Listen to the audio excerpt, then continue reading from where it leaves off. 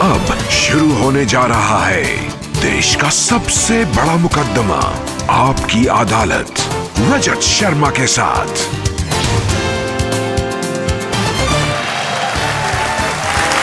नमस्कार। Thank you very much. आपकी अदालत में आज मेरे मेहमान हैं एक ऐसे क्रिकेटर जिन्हें आपने बहुत शोहरत दी, मोहब्बत दी, इज्जत दी, जिन्होंने टीम इंडिया को चैंपियन बनाने में बार बार बहुत बड़ी भूमिका अदा की। प्लीज वेलकम क्रिकेट के सुपरस्टार मोहम्मद शमी।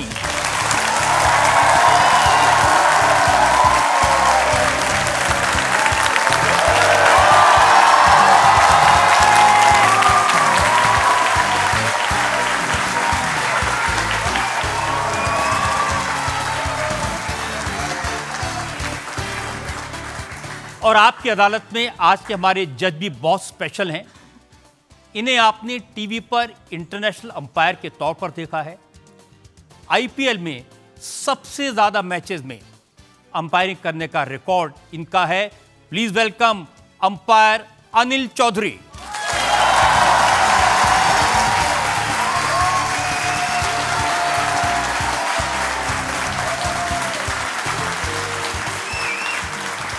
कार्रवाई शुरू कीजिए। Let's play.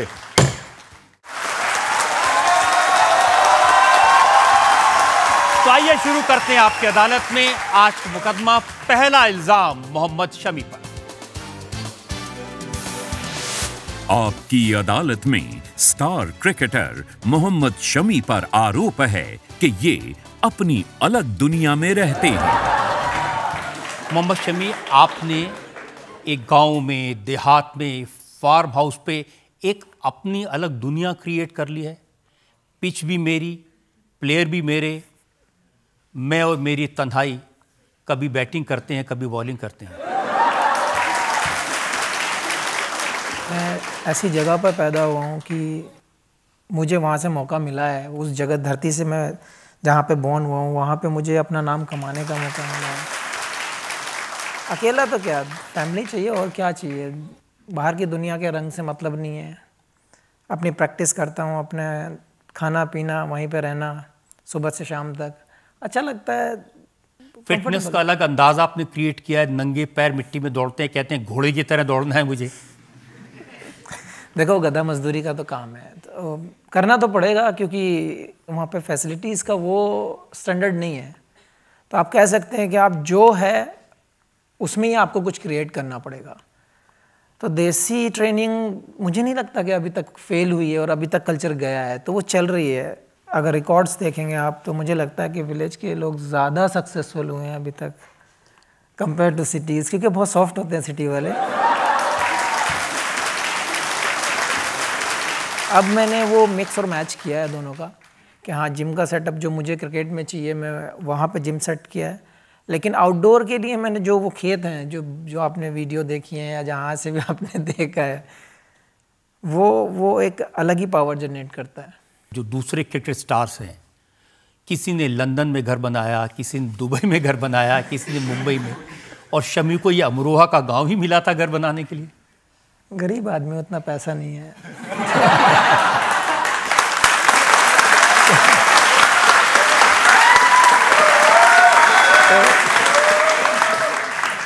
जितना मिला उतने में खुश हूँ। और सबसे बड़ी बात, जहाँ आप पैदा होते हैं, जहाँ आपने अपना बचपन गुजारा है, जहाँ से आप निकल कर बड़े हुए हैं, जहाँ से इतना नाम मिला है, क्यों ही छोड़ना उस जगह को। अच्छा, जो पूरी क्रिकेट की प्रैक्टिस होती है, मैंने सुना है कि इस तरह से होती है कि पिच के पीछे, विकेट के पीछे एक चारपाई खड़ी कर देते हैं ताकि गेंद खेतों में न चली जाए।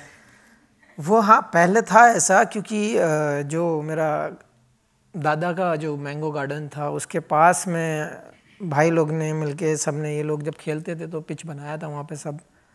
तो वहाँ पे एक कंक्रीट वाला भी था जो हमने अपनी बड़ी मेहनत से बनाया था, हाफ कंक्रीट था। तो अब प्लास्टिक की बॉल उस पर या टेनिस बॉल उस पर बहुत तेज़ जाती थी। तो और सबसे बड़ी परेशानी ये थी, उससे थोड़े से डिस्टेंस पे वो कांटे वाले पेड़ थे, वो नागफनी वाले। तो उससे रोकने के लिए हम वो पलंग लगाते थे।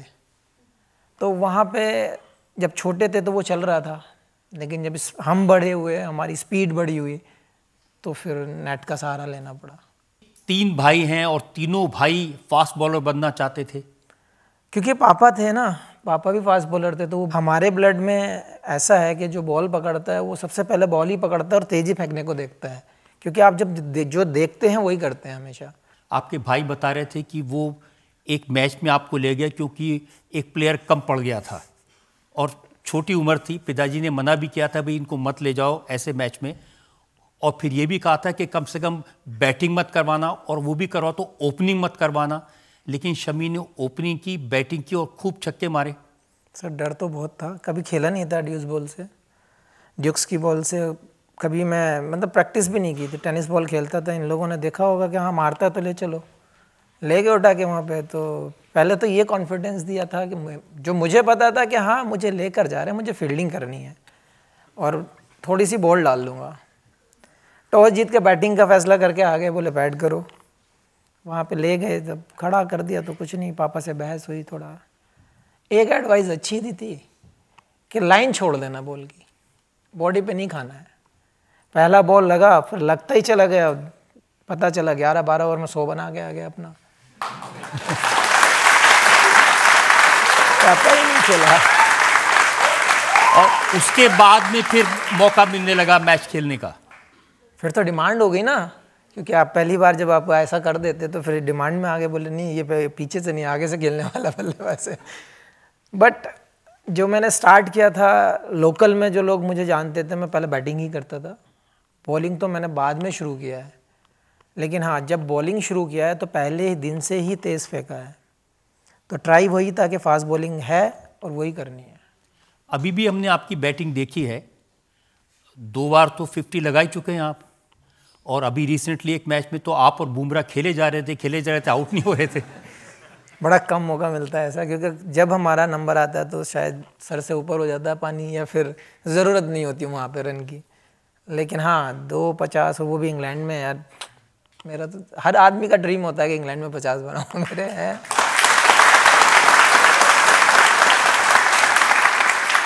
शमी, आप अमरोहा में रहते हैं, मुरादाबाद में रहते हैं, ये वो एरियाज हैं जो उत्तर प्रदेश में आते हैं, लेकिन उत्तर प्रदेश की टीम में कभी चांस नहीं मिला आपको? सर एक लंबी स्टोरी है। ट्राई किया था लेकिन शायद उनको मेरा स्किल पसंद नहीं आया, तो सोचा कहीं और आजमाया जाए। तो कलकत्ता मूव हुआ। वहाँ पे लीग सिस्टम है, वहाँ पे आपको लीग के मैचेस खेलने को मिलते हैं, परफॉर्मेंस करने का आपको टाइम मिलता है थोड़ा। तो 2-3 साल के बाद जब वहाँ पे परफॉर्म किया, 9-10 मैच में 40 विकेट ऐसे करके, तब उन्होंने कैंप में लिया। और वो रूल भी अच्छा है कि आप 4-5 साल क्लब खेलो, उसके बाद आप जब लोकल की तरह आप बिहेव करते हैं तो वो फिर कैंप में आते हैं, कैंप में परफॉर्म करो तो टीम में आते हैं। तो वो सिस्टम के हिसाब से फिर कलकत्ता मूव हुआ, तो वहीं से शुरू किया। कलकत्ता में आपको सौरव गांगुली ने देख लिया बॉलिंग करते हुए? नहीं, पहले जब मैं गया तो मेरा जानने वाला कोई था ही नहीं, इवन कलकत्ता में। तो मुझे ये नहीं पता था वहाँ जो हम लोग चना खाते हैं तो वहाँ घुगनी बोलते हैं।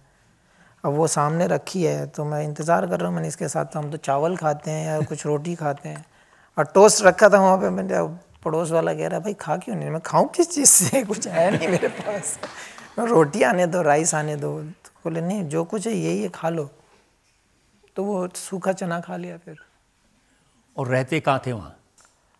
पहले 15-20 दिन तो मुझे बहुत डिफ़िकल्टीज़ हुई, क्योंकि एक CCFC करके क्लब है, तो वहाँ पे जो रात को पार्टी वार्टी चलती है, उसका ऐसे ही एक हॉल था, तो वहाँ पे सोफ़े लगे हुए थे, उधर ही सो जाते थे। पहले 10-12 दिन तो ऐसे ही हम लोगों ने स्पेंड किया टाइम, 3-4 लड़के थे। लेकिन उसके बाद उन्होंने बोला कि हाँ हम कुछ करते हैं रहने का, तो भी कोई ख़ास नहीं हो पाया, बट एक रूम मिल गया था हम 3-4 लड़कों को। तो पहले 2 साल ऐसे ही किए, फिर एक बड़ा क्लब साइन करने का मौका मिला। जब 2 साल परफॉर्म किया, उन्होंने अपनी मैच में ही डाल दिया ले जाके मुझे।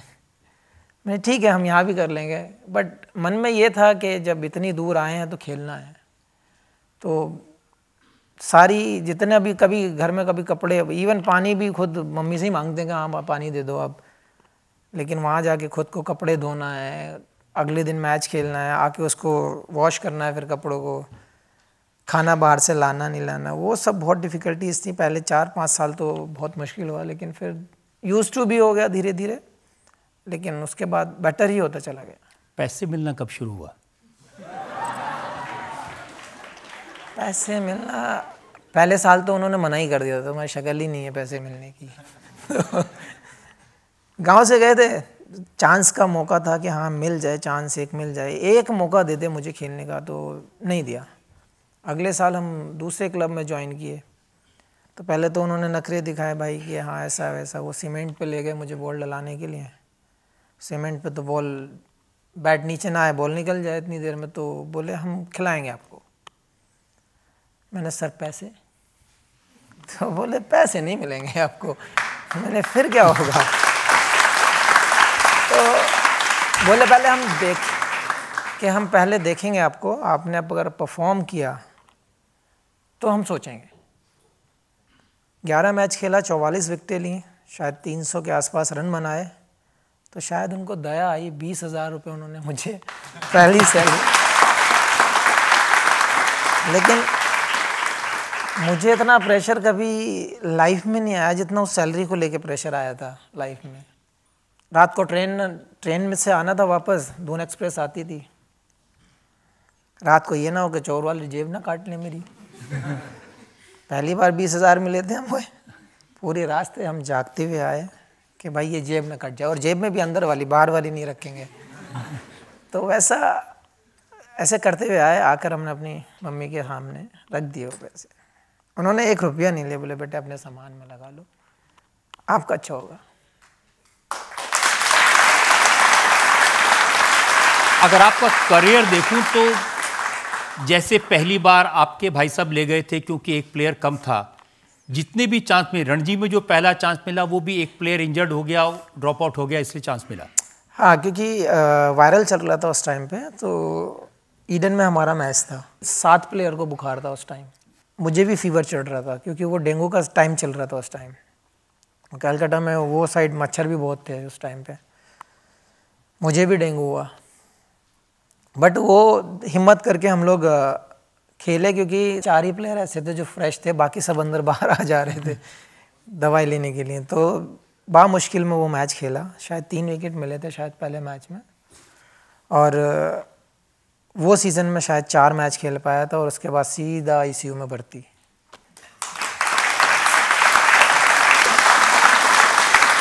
और मौका मिला तो 9 विकेट लेकर के आपने एक रिकॉर्ड बना दिया था। हाँ, वो टेस्ट मैच डेब्यू की बात है। सबसे बड़ी बात तो ये कि आप उस ग्राउंड पे खेलें, वो आपका होम है, तो आपको कंडीशंस का पता है, आप बेटर यूज़ कर सकते हैं। और दूसरी चीज़, जो मैं प्रिपरेशन करके गया था वो तो मैं भूल ही चुका था। सचिन पाजी ने कंधे पर हाथ रख दिया तो मैं सारा भूल गया, क्योंकि आज तक उन्हें टीवी पे देखा था।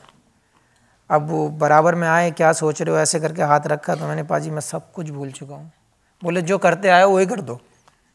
तो मैं अपना, जैसे हम लोग शुरू से स्टार्ट करते आए हैं कि हाँ एक अच्छी जगह पे बॉल डालना है, एक अच्छे एरिया में बॉल डालना है, वही डालने को देख रहा था। और रिवर्स मिलने के बाद तो फिर ख़त्म। मुझे ध्यान है सचिन तेंदुलकर ने कहा था कि शमी तुम्हारा टाइम आएगा। आपने तो ध्यान से देखा होगा सचिन तेंदुलकर को, ऐसी क्या क्वालिटी है उनमें कि जो रन बनते जाते हैं, रन बनाने की मशीन बन गए। सचिन पाजी के अंदर जो रनों की भूख थी वो आप लोगों ने तो देखी है भाई, ग्रेट है वाकई में, देयर इज नो डाउट।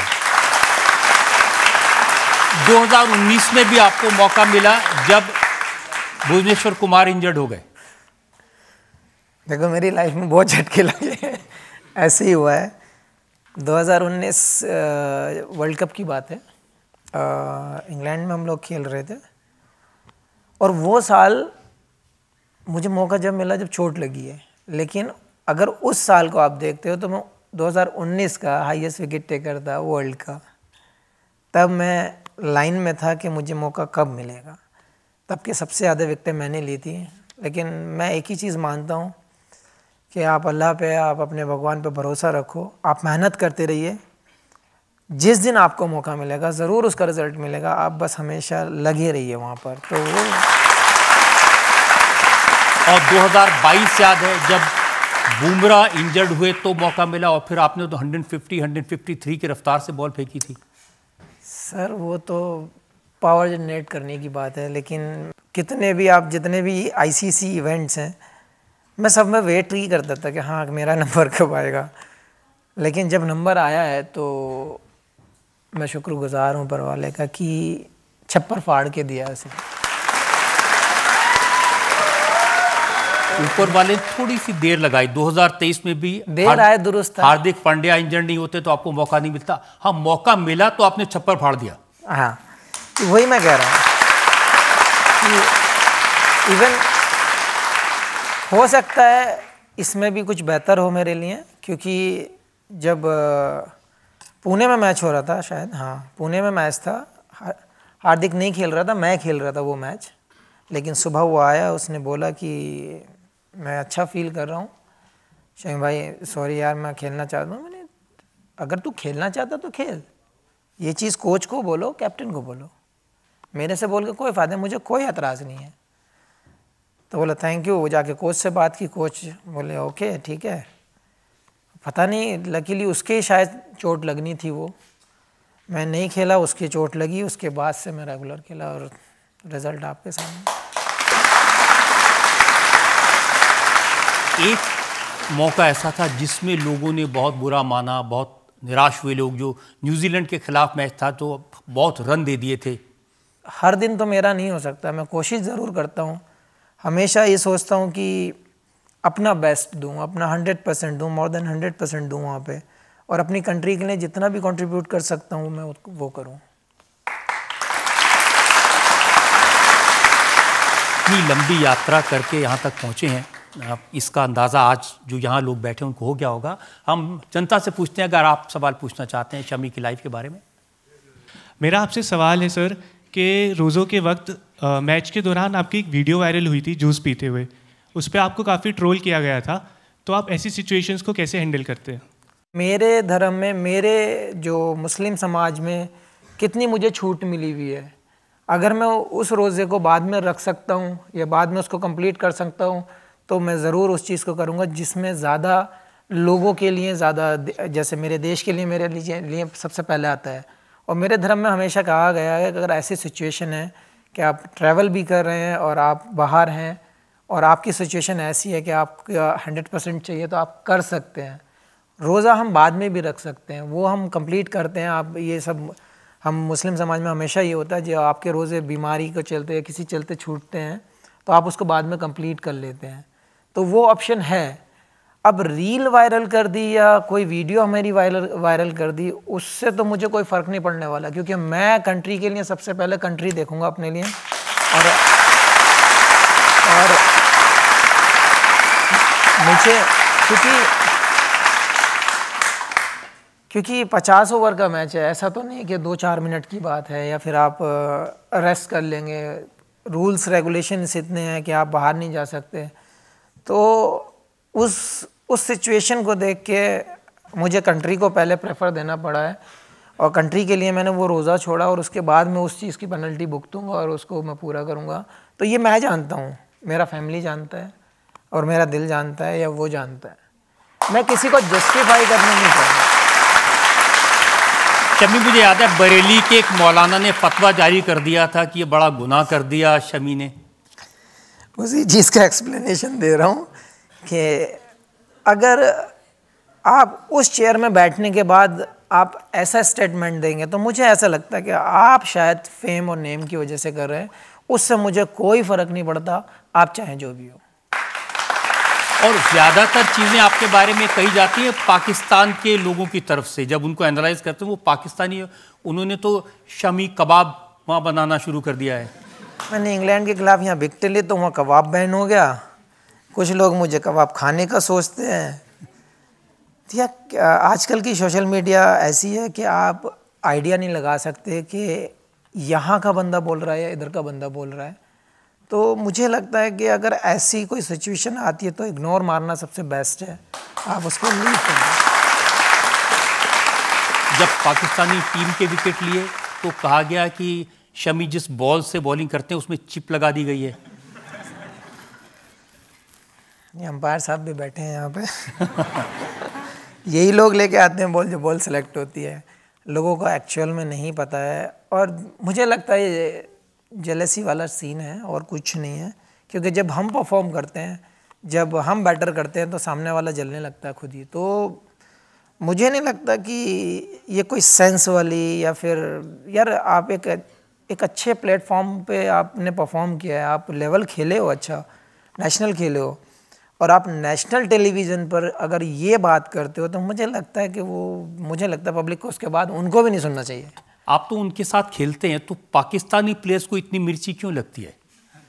लगती है ये लोगों को मिर्ची, बट आपके अंदर इंसानियत है, आप अच्छा इंसान बनना चाहते हैं, तो दूसरे की सक्सेस को भी एंजॉय करो, वही सबसे बड़ी चीज़ है। उनके जो पुराने प्लेयर्स हैं, उसमें से किसने कहा कि जो इंडियन टीम बॉल यूज़ करती है वो दूसरी होती है, जो पाकिस्तानियों को मिलती है वो दूसरी होती है? सर बॉल कोई दूसरी नहीं होती है। एक बॉक्स आता है, अंपायर्स लेकर आते हैं, जो जब टॉस होता है उसके बाद जो टीम पहले बॉलिंग करती है उसके लिए एक बॉक्स आता है, वो चूज़ करते हैं, और जो सेकंड बॉलिंग कर रही है उसके लिए भी बॉल चूज़ होती है। तो इसमें कुछ नहीं है, और वो बॉल चूज़ करने के बाद अंपायर्स को दे दी जाती है। टेस्ट मैच है तो 2-2 बॉलें दे दी जाती हैं। उसके बाद हमारा अंपायर का और बॉल का कोई रिश्ता नहीं है, ग्राउंड पे मिलेगी हमें जाके। तो हमें बस केवल इतना देखने को मिलता है कि बॉक्स में से निकालकर हमारे हाथ में कौन सा शेप अच्छा लग रहा है, या हमें कौन सी बॉल के साथ फील अच्छा आ रहा है, वो सेलेक्ट करने के लिए केवल वो बॉल का बॉक्स आता है, और कुछ नहीं होता। ये तो सब बकवास की बातें होती हैं, डिवाइस लगा देते हैं, कभी अपना परफॉर्म नहीं होता तो सब वो फटीचर हो जाता है सब। लेकिन जब दूसरा परफॉर्म करता तो आपको मिर्ची लगती है, तो ऐसा नहीं होना चाहिए। आप एंजॉय करना चाहिए क्रिकेट को क्रिकेट की तरह से देखो आप। वो लोग तो कहते हैं कि शमी की जो बॉलिंग है, इन स्विंग आउट स्विंग करते हैं, ये गॉड गिफ्ट है। चलो हमारा गॉड गिफ्ट था, आपका क्या था वो भी तो देख लो ना। उस टाइम उतना कैमरा नहीं होता था, बट मतलब खुद ने तो स्किल्स बनाया ना, हमने तो नहीं बनाया। हमारा गॉड गिफ्ट है, कम से कम गॉड ने तो दिया है हमें, हम उस पर मेहनत कर रहे हैं, उसको प्योर कर रहे हैं। वो आके देखिए ना कि हम कितनी मेहनत कर रहे हैं। किसी चीज़ के पीछे जब ऐसे ही कोई चीज़ नहीं मिल जाती है, आप उसके लाखों बॉल डालनी पड़ती हैं एक बॉल को परफेक्ट करने के लिए।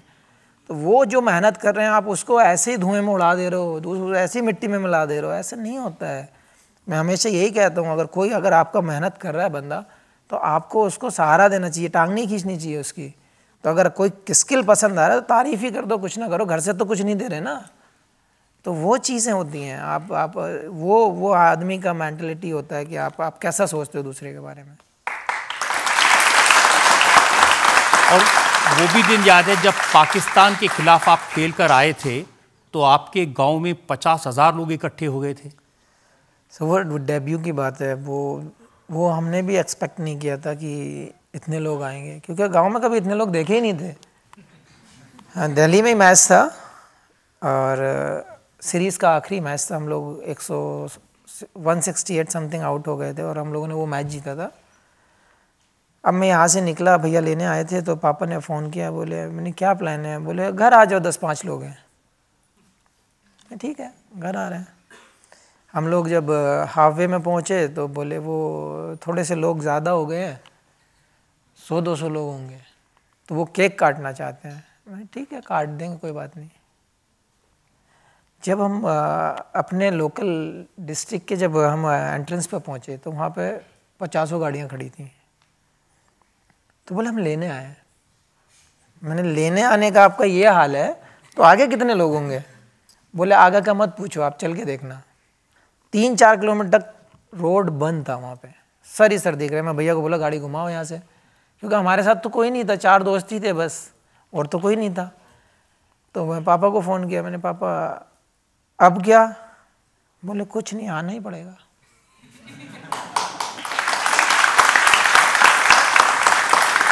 फिर उस टाइम पे फिर और कोई रास्ता था नहीं, गाड़ी से निकला, क्योंकि वो आज तो ऊपर बीच में से निकल जाते हैं ना, पहले नहीं था वो। तो आगे से बोनेट पे चढ़ने के बाद ऊपर बैठा फिर मैं, कि ऊपर बैठने के बाद, क्योंकि अंदर से लोग उनको हाई भी नहीं हो पा रहा था। बट बहुत इज्जत मिली कंट्री खेलने के बाद, लोगों ने बहुत प्यार दिया, प्राउड फील हुआ। और घर पहुंचते पहुंचते मैं 5 घंटे लग गए वो 6 किलोमीटर क्रॉस करने में। सवाल और ले सकते हैं। मेरा सवाल आपसे ये है, जब ऑस्ट्रेलिया से हम 2023 वर्ल्ड कप का फाइनल हार गए थे, उस टाइम पे ड्रेसिंग रूम में काफ़ी गम का माहौल था। उस समय हमारे माननीय प्रधानमंत्री नरेंद्र मोदी जी आए थे और उन्होंने पूरी टीम का हौसला बढ़ाया था। वो विजुअल्स पूरे देश ने देखे थे, तो उस पल को आप कैसे याद करते हैं? ऐसी परफॉर्मेंस के बाद जब आप नॉन स्टॉप जा रहे हो, कोई मैच ना हारे हो और सडनली आप वो मैच हार जाते हैं जहां आपको टाइटल मिलना होता है, तो हर्ट तो करता है यार इतनी मेहनत के बाद। तो बहुत डिफ़िकल्ट होता है वो टाइम, क्योंकि वो एक्सेप्ट नहीं कर पाता आदमी कि हाँ कहाँ पे गलती हुई या कहाँ पे हम बेटर कर सकते थे। वो चीज़ें वो बाद में रिमाइंड होती रहती हैं गेम के बाद। तो क्योंकि हमारे पास बहुत ही अच्छा गोल्डन चांस था और उस टाइम पे हम बहुत लो थे। मैं पर्सनली मेरा था कि हाँ यार, एक होता है ना कि ट्रॉफी को हाथ लगते लगते रह गए हो, या फिर ऐसी परफॉर्मेंस के बाद इतना पेन झेलने के बाद मैंने वो सब मेहनत करने के बाद भी अगर ना लगी हो तो दुख होता है। लेकिन ऐसे टाइम में प्रधानमंत्री जी आए, पहले तो मैं अंदर बैठा था, मुझे नहीं पता था कि वो आने वाले, किसी को नहीं पता था। तो अंदर मैं बैठा हुआ शू चेंज कर रहा था, मतलब शूज़ भी इतने स्लो मोशन में कि मतलब पता नहीं था, थोड़ी देर के लिए नमनेस सा था वैसा। तो किसी ने आके बोला कि वो सर आए हैं। अरे मैंने आने दो, मूड ख़राब था, क्या करता मैं। तो बोले नहीं सर आए हैं। तो जब 2-3 बार सर हो गया, मैंने कौन सर आए?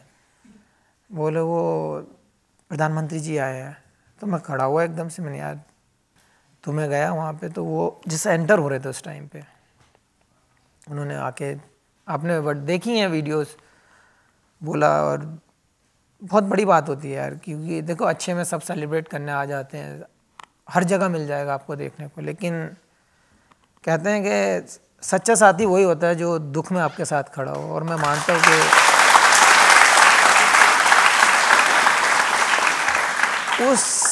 उस मीटिंग, उस 4 वर्ड्स के बाद एटलीस्ट हम इतना फील कंफर्टेबल कर रहे थे कि हम सुकून से खा सकते थे। तो वो बहुत चेंजेस था। वो मैं सबका शुक्रगुजार हूँ कि भारत में जो वेव्स थी, जो फीलिंग चल रही थी, जो क्राउड ने जो प्यार दिया था, वो अमेजिंग था यार। वो पंप अप कर देने वाला था। आपकी अदालत में अगला हिस्सा। आपकी अदालत में स्टार क्रिकेटर मोहम्मद शमी पर इल्जाम है कि ये सबको डराते हैं। शमी, सारे क्रिकेटर कहते हैं कि शमी ने अपनी बॉलिंग से हवा खड़ा किया हुआ है, तोड़ दूंगा, फोड़ दूंगा, बॉल मुंह पे लगेगी, टांग पे लगेगी, कहाँ लगेगी। सब डरते हैं शमी की बॉलिंग से। सर मैं अपना काम करता हूँ, मैं किसको डराने जा रहा हूँ? मैं ऐसे इल्ज़ाम कौन लगाता है यार? मैं मानता हूँ अगर आप 140 के ऊपर अगर बॉल डालते हैं और बॉल मूवमेंट करती है तो हर किसी को डिफ़िकल्टीज़ होती है। हाँ, मारने वाली अगर बात है तो टारगेट तो किया जाता है। वो एक प्लेयर है मेरे इस टारगेट लिस्ट में जो हमेशा रहता है और वो मेरे साथ करीबन 20 साल से है, रिद्धिमान शाह। वो अगर नेट में आएगा तो मैं पहला बाउंसर मारूंगा। वो उसको भी पता है और मुझे भी पता है।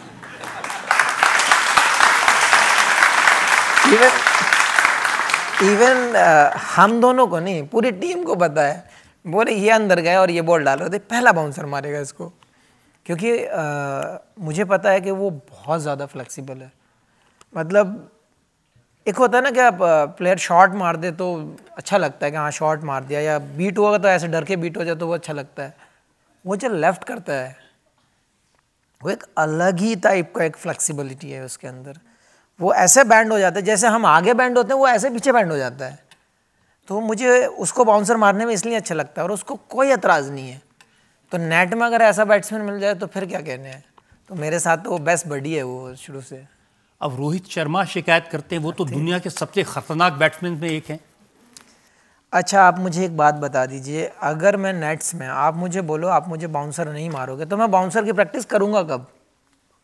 अगर मेरे सामने बैट्समैन होगा तब मैं प्रैक्टिस कर पाऊँगा। तो मेरा काम एक दो बाउंसर तो मैं मार सकता हूँ, तो मैं वही करता हूँ। अब उसमें देखिए, रोहित की बात मैं आपको पढ़ के सुनाता हूँ। रोहित कहते हैं कि उसको नेट पर इतनी बार बोला भाई बाउंसर मत डालना, लेकिन उसको इतना पसंद है और बोलता है नीचे से खेलो, ऊपर से मत मारो। देखो, मारते हैं 1-2 बाउंसर तो यार सारे लोग मारते हैं, लेकिन मुझे ज़्यादा बदनाम किया हुआ है तो फिर उन्होंने स्मृति मंदाना का एग्जाम्पल दिया कि उनको बॉलिंग कर रहे थे और थाई पर ऐसी बॉल लगी कि 10 दिन तक बिस्तर से नहीं उठ पाई वो।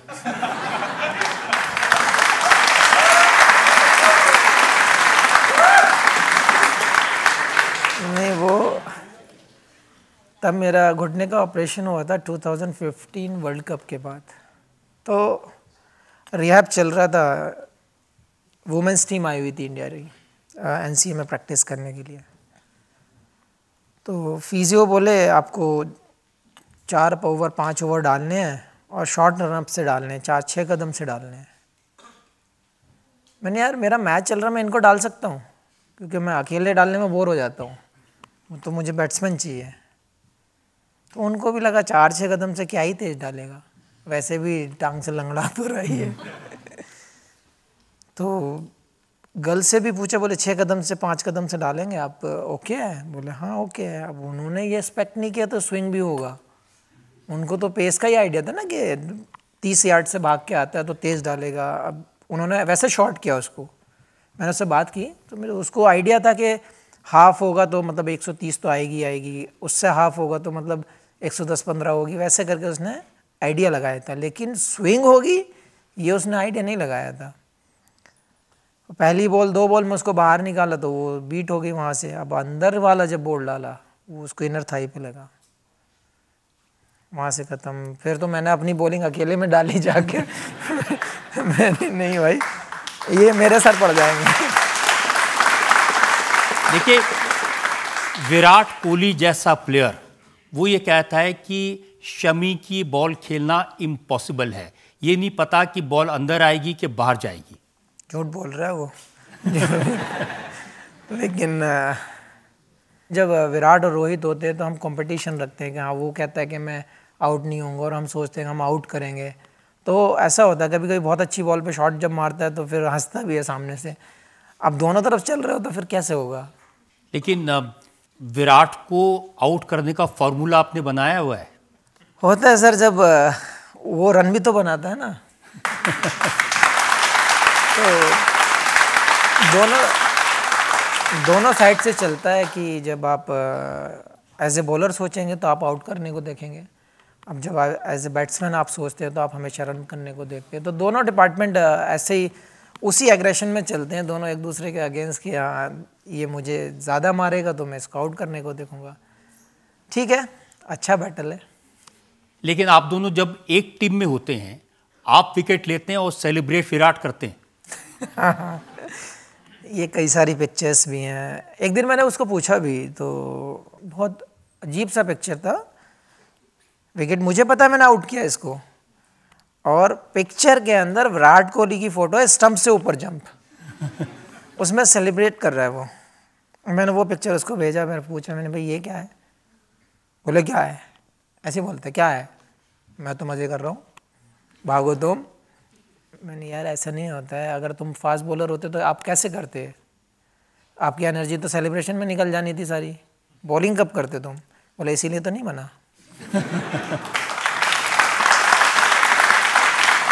तो अलग एक अलग मज़ा है। हमारी जो यूनिट रही है, जो हमने 10-12 साल जो साथ में क्रिकेट खेला है, एक अलग बाउंड है, एक अलग तरीके का एक प्यार कह लो, एक तरह का अलग तरीके की दोस्ती है।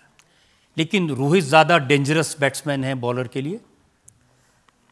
डिफरेंट है कैलिबर दोनों का, क्योंकि अगर एज ए ओपनर देखते हैं तो रोहित से डेंजरस शायद मुझे नहीं लगता कोई खेलता है, स्पेशली वाइट बॉल तो वो बाप रे बाप।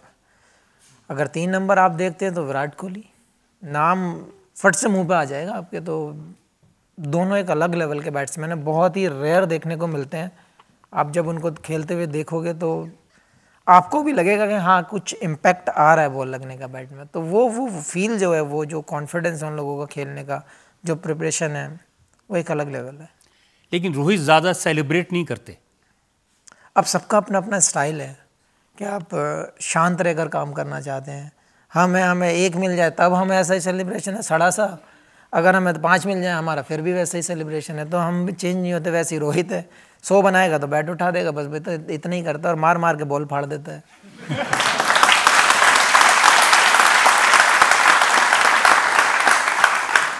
लेकिन रोहित का एक स्टाइल है गाली देने का। वो तो ज़्यादातर मुंबई साइड में जो लोग रहते हैं, सॉरी कोई रहता हो तो, बट वो गाली नहीं है एक्चुअल में उनके लिए, वो एक तरीके की टोन है उनके तरीके का बात करने का तरीका है। हमारे यहाँ अगर कोई कर ले तो लड़ाई हो जाए वहाँ पे, लेकिन वो ऐसा नहीं है पर्पसली देते हैं, बट उनका तरीका ही वो है बात करने का। वो क्यों जैसे लोकल में बात करते हैं वैसे ही वहाँ पे बात करते हैं। बट होता है ना कभी कभी टेंस हो अगर गेम और आदमी गाली निकल जाए तो रिएक्ट कर जाएगा आदमी, तो हो जाता है कभी कभी। तो आजकल तो स्टंप माइक है तो लोग सुन भी लेते हैं। बहुत सारे केसेस हैं ऐसे, क्योंकि आप पलट नहीं सकते, आप इग्नोर नहीं कर सकते वो, क्योंकि माइक का सबूत आपके पास हो गई। अब आपका और हार्दिक पांड्या का जो चिल्ला चिल्ली हुई वो भी सबने सुना। एक्चुअली मैं मन का बुरा नहीं है वो, बाद में वो उसने रिएक्ट कर दिया, उसको भी नहीं पता क्यों हुआ। मैं उसको बोला कि क्या था, कह रहा मुझे नहीं पता। मैंने भाई तो फिर क्यों, पब्लिक को मज़ा दिलाने के लिए। तो कह रहा आप मुझे जानते हो 10 साल से, मैंने आपको भाई के अलावा कुछ वर्ड बोला? बोले नहीं बोला। तो कहता फिर मैं क्या करूं, मुझे नहीं पता, मुझे माफ़ करो, मुझे नहीं पता बाबा। आप बोलो तो मैं मीडिया पे भी सॉरी बोलूँगा। मैंने नहीं, उसकी ज़रूरत नहीं है। बट तू एक, अगर आपको एक कैप्टनसी दी जाती है, आपको एक ऐसा मुखिया माना जा रहा है आपको, तो आपको पेशेंस रखना पड़ेगा, आपको उस दायरे में रहना पड़ेगा कि जो लोग मज़े ना लें। तो वो समझता भी है इस चीज़ों को, लेकिन वही है ना कि उधर की टोन ही वैसी है। हाँ, वो भी उधर का ही है। हाँ, लेकिन जो इधर के हैं कैप्टन धोनी, उनकी कूलनेस कमाल की, वो वाकई में इतने कूल हैं जितने टीवी पर दिखाई देते हैं, या कभी कभी वो भी गुस्सा करते हैं? नहीं, ऐसा नहीं है कि हर टाइम कूल है। वो जो गेम की जो सिचुएशन है, जो गेम को जो डिमांड कर रहा है गेम, वो सोचने की पावर बहुत अच्छी है उनकी, और स्मार्टली वो जो गेम खेलते हैं, वो एक अलग तरीका उनका। ऐसा नहीं है कि ऑफ द फील्ड भी वो थोड़ा एग्रेशन तो है, ऐसा नहीं है कि नहीं है। आप गलत ग्राउंड पे भी करोगे तो वो आपको बोल देंगे कि हाँ आप ये गलत कर रहे हो, हमारा ये प्लान था, आप इस प्लान से अलग हो, तो आपको ये करना चाहिए। तो वो कभी कभी ऐसे कैप्टन मुझे लगता है कि इरिटेट भी हो जाता होगा इंसान, जब ज़्यादा रन जा रहे हैं या फिर आप आउट नहीं कर पा रहे हो, तो मुझे लगता है हो जाता होगा, हम भी हो जाएंगे शायद। लेकिन कैप्टन कूल बोलते हैं क्योंकि वो अपने में रहते हैं, अपने तरीके से गेम को चलाते हैं और बाखूबी गेम को निकाल के ले जाते हैं। और ये भी लोगों ने देखा कि जो 2019 में हैट्रिक आपने ली थी, जिसकी बहुत चर्चा हुई थी, उसके पहले धोनी ने आपके कान में कोई मंत्र फूका था, क्या करना है? वो मैच बहुत टाइट मैच हो चुका था और एक टाइप से हमारे हाथ से निकल रहा था वो गेम, क्योंकि 12 बॉल में 12-14 ही रन थे शायद, और नबी खेल रहा था वहाँ पे। तो प्लानिंग थी हमारी कि उसको लेग स्टंप पे फंसा के रखेंगे, क्योंकि वो साइड थोड़ी बड़ी थी। वो आउट हुआ, उसके बाद अगला विकेट जब आउट हुआ तो फिर वो आए भाग के, बोले क्या करने वाला है? मैंने कुछ ऑप्शन नहीं है, जड़ पे सीधा मैं मारने वाला हूँ। बोले ठोक दो। यॉर्कर मारा, हैट्रिक हुआ और मैच भी जीते वहाँ पे। तो इतिहास रचा था। एक बार मैंने सुना कि बड़े नाराज हो गए थे धोनी जब मैकलम को आपने बाउंसर फेंकी थी। हाँ, एक थोड़े से, मतलब ऐसे नहीं नाराज, बस थोड़ा गुस्सा हुए थे थोड़ा। एक्चुअल में वो विराट से 14 रन पे कैच छूटा, फिर 300 के पार रन बना गया वो। उसके बाद जब दूसरा दिन था शायद, हाँ 2 दिन हमें फील्डिंग करते हुए हो गए थे, फिर एक अच्छा बॉल पे उसने शॉट मारा, लंच का लास्ट बॉल था, लंच होने वाला था, तो मैंने बाउंसर किया और वो माही भाई के ऊपर से ही निकल गया, चौका हो गया वहाँ पे। तो लंच हुआ, हम साथ जा रहे थे। बोले ये क्या किया तूने? मैंने बोला मैंने यार छूट गया। तो बोले अच्छा मुझे सिखा रहा है। बहुत आए ऐसे सिखाने वाले। तो वो रिएक्शन सबसे हार्ड था मेरे लिए उनका आज तक लाइफ में। बहुत सारे लोग जो क्रिकेट आपके साथ खेलते हैं वो कहते हैं कि मोहम्मद शमी और महेंद्र सिंह धोनी का रिलेशन ऐसा है जैसा एक बाप बेटे का रिलेशन होता है। देखो, उन्होंने हमेशा अच्छा गाइडेंस दिया है, चीज़ों को मतलब सिखाने की कोशिश की है, कंडीशंस कैसी हैं, क्या कर सकते हैं। एक सीनियर प्लेयर का एक जो रोल होता है वो उन्होंने बहुत अच्छी तरीके से निभाया। और आप स्क्रीन पे भी हमेशा देखते हैं कि वो कैसे प्लेयर्स को चलाते हैं, साथ में कैसे गेम को चलाते हैं। वो बहुत ज़रूरी होता है एक प्लेयर में, और जब लीडर हो आपका तो उनसे आप अगर बात करोगे तो एक अलग ही टाइप का एक कॉन्फिडेंस मिलता है कि हाँ, इनके बात करने का तरीका अलग है, आप किसी और से बात करोगे तो उसका तरीका अलग होता है। अब मिस करते हैं आप फील्ड में धोनी को? मिस वहाँ पे आप हमेशा करते हैं जब आपके जो बेस्ट मोमेंट्स होते हैं, जब आपने अच्छे टूर्नामेंट खेले होते हैं तो आप हमेशा मिस करते हैं। ऐसा नहीं है कि आप मिस नहीं करते हैं, हमेशा कहीं ना कहीं। आज भी आप जब हम घर में बैठते हैं तो बातें होती हैं या मैच की बात चल रही होती है तो कहीं ना कहीं अपने जितने भी साथी होते हैं सबका जिक्र आता ही है। तो धोनी को लेके कौन सा ऐसा बेस्ट मोमेंट है जो आपको याद आता है? जब आप गेम के अंदर होते हो तो वो इतनी कामनेस करवा देते थे आपके अंदर कि आपको जो प्लान है वही दिखता था बस। वो सबसे अच्छी चीज़ लगती थी मुझे उनकी। और हमेशा जब आप ट्रैक से ऑफ होते हैं, जब आप गलत लाइन पे बॉल डालते हैं तो आपने देखा कि वो भाग कर जाते हैं हमेशा, और केवल वही रिमाइंड कराते हैं कि हमारी बात ये हुई थी, अभी ये गलत है, अगर चेंज करना है तो बोलो। इतना ही बोलते थे। वो चीज़ सबसे अच्छी लगती है मुझे उनकी। सवाल है। ऐसा सुनने में आया है कि आपको नॉनवेज बहुत ज़्यादा पसंद है एंड आप खुद बनाते भी हैं एंड खाते भी हैं, क्या ये सच है? जहाँ तक नॉनवेज का सवाल है, ना तो मुझे कोई झिझक है और ना ही मैं कोई शर्माता हूँ इसमें। दुनिया नॉनवेज खाती है, मैं भी खाता हूँ। और रही ऐसा कि मैं वेज नहीं खाता हूँ मैं वेज, लेकिन मेरी इमेज वैसी बना दी है लोगों ने, ऐसा बोल के मजाक में बोल के इतना हाइप दे दिया है कि मैं ऐसा लगता है कि मैं बिरयानी और कबाब पे ही बैठा रहता हूँ। बट मैं वेज भी खाता हूँ और ऐसा नहीं है कि नहीं। देखिए, रोहित शर्मा कहते हैं कि मुझे शमी ने कहा कि अगर स्पीड पकड़नी है, अगर स्ट्रॉन्ग बनना है तो लाल मांस खाओ। देखो, मैं मुस्लिम फैमिली में पैदा हुआ हूँ तो नॉनवेज तो लाजमी है कि हाँ आपको मिलेगा। बहुत ऐसी कोई कॉमन चीज़ है ये तो मैं किसी को फोर्स नहीं करता। अगर आपको खाना है तो खाओ, नहीं खाना, अगर आपके लिए इनफ है वेज तो वेज है। आपका मन करता है वेज खाने का तो वेज खाओ, आपका नॉन वेज खाने का मन है। हाँ, एक चीज़ की गारंटी है, अगर आपको नॉन वेज पसंद है तो मैं प्रोवाइड अच्छा करा सकता हूँ।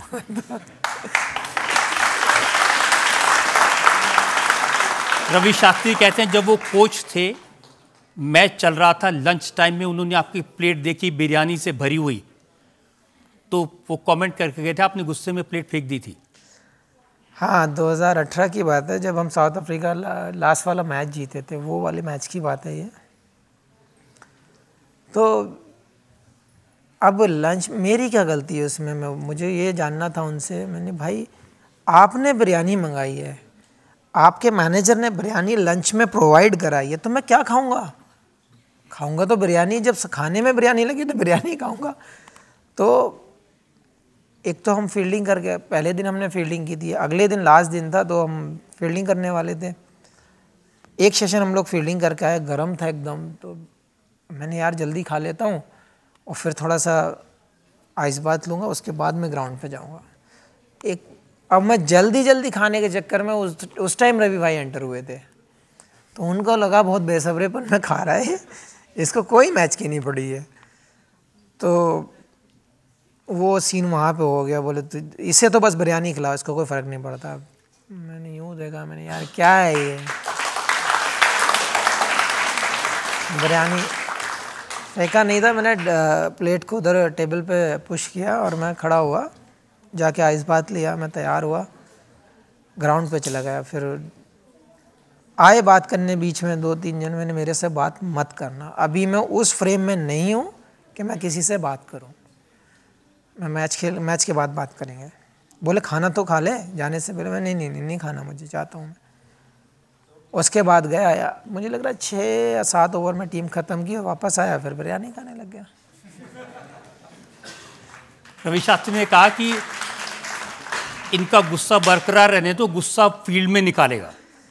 होता है कभी कभी, हाँ, ये वर्क्स कर जाता है कि आप अगर आपको अपने साथी को, अपने टीममेट्स को अगर आप पंप अप करना होता है तो कुछ ना कुछ पॉइंट्स होते हैं आपके पास कि हाँ कुछ ना कुछ नया निकल आता है। अब जैसे फिगर्स हैं 12.3 ओवर में 5 विकेट आपने लिए थे। हाँ, वो मैच हम लोगों ने एक ही सेशन, अगले सेशन में हमने ख़त्म करके हम फिर बिरयानी खाए थे। और ऐसे ही चीज़ अश्विन भी मानता है, जैसे तो कुछ चीज़ें होती हैं। अश्विन का क्या है, वो तमिल में बात करता है, मुझे कुछ नहीं समझ आता, मैं आंसर देता हूँ वो सही होता है, तो मुझे सच में समझ नहीं आता कि उसने क्या बोला है, लेकिन जो मेरा रिप्लाई निकलता है वो सही होता है, ऑलमोस्ट वहीं पे गिरा होता है मेरा आंसर। तो उसको लगता है कि हाँ इससे विकेट मिल रही है, ऐसे ही बोलूँगा मैं इससे। तो ये बात सही है कि अगर शमी के अंदर आग लगानी हो तो बिरयानी, मटन, चिकन खिला दो? सर पसंद है, खा सकता हूँ, और एक्स्ट्रा पावर लगेगी तो इसमें क्या ही हर्ज है। सर मेरा सवाल ये है कि आपको क्रिकेट टीम में सबसे फनी कौन लगते हैं?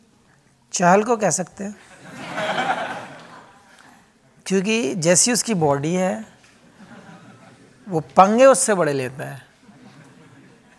अब सोचो अगर चहल मेरे सामने है, एग्जाम्पल, मैं शांत बैठा हूँ और वो मेरे कान में कहेगा आओ मैं तुम्हें कोने में धो देता हूँ तो फिर कैसा फील होगा आपको?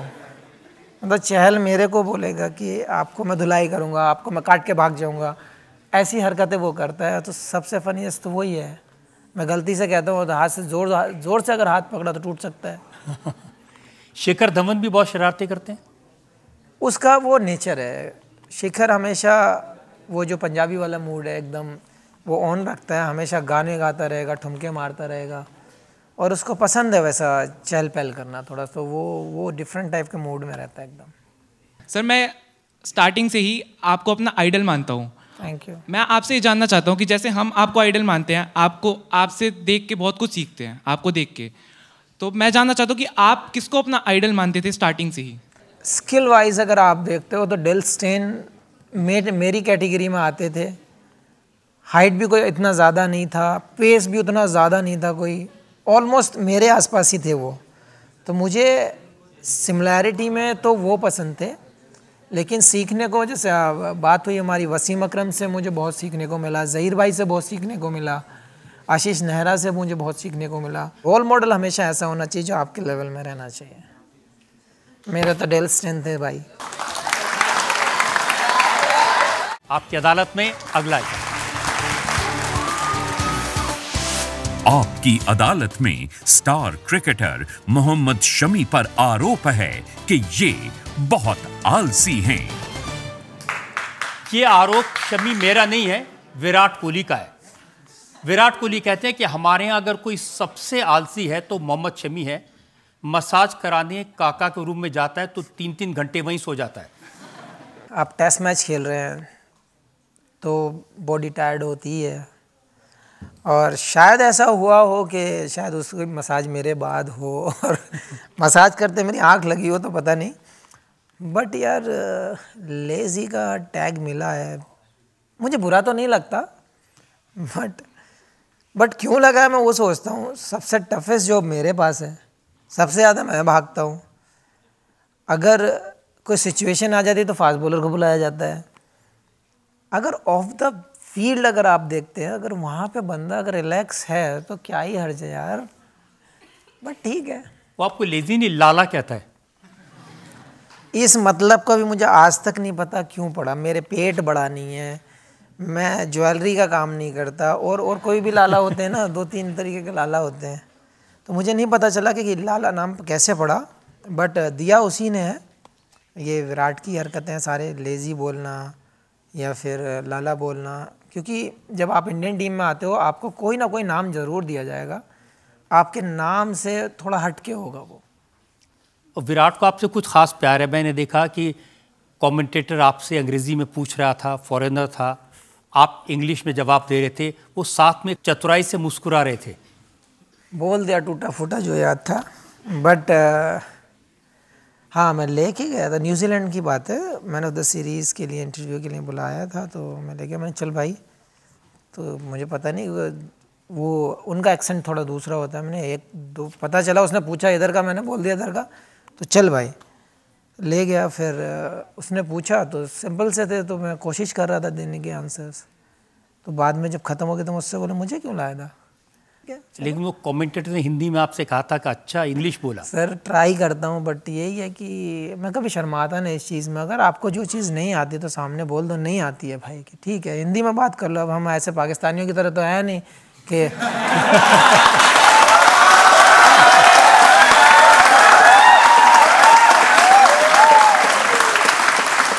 अब आए ना, इंग्लिश आए ना आए फिर भी बोल रहे हैं, तो वो हमसे नहीं हो पाएगा। हाँ, उसमें तो बहुत मजाक उड़ता है, क्योंकि बाबर आजम क्या बोलते हैं पता ही नहीं चलता।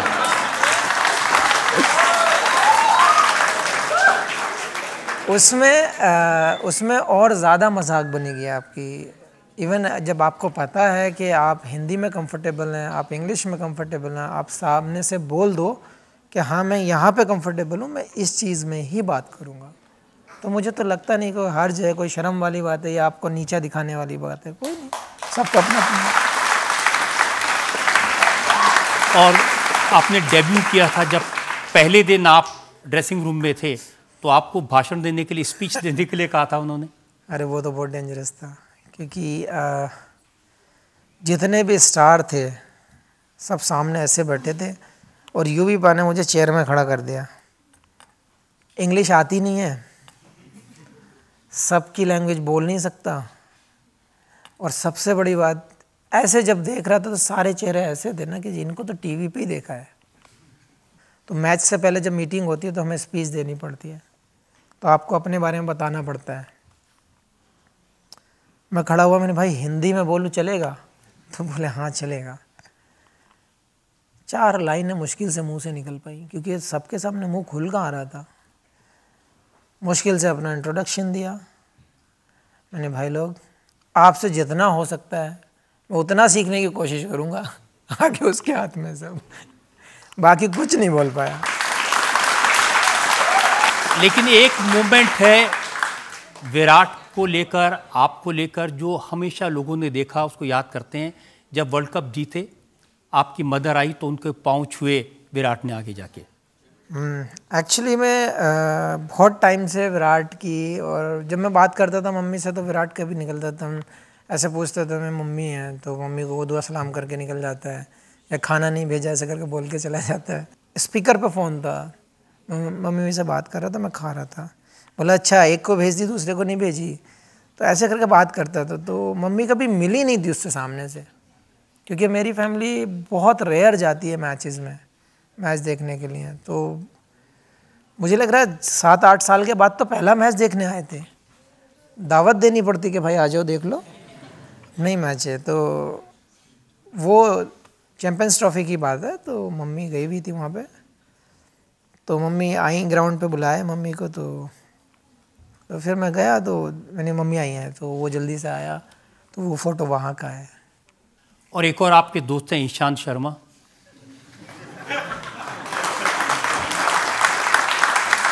ईशांत ये कहते हैं कि शमी मोहम्मद को अगर रिकवरी करनी हो इंजरी से, उसको पबजी खेलने दो, उसको मटन खाने दो, नली निहारी खाने दो और सोने दो। सेम डिपार्टमेंट का जॉब है हमारा, मगर फिर भी ऐसी बात बोलता है वो।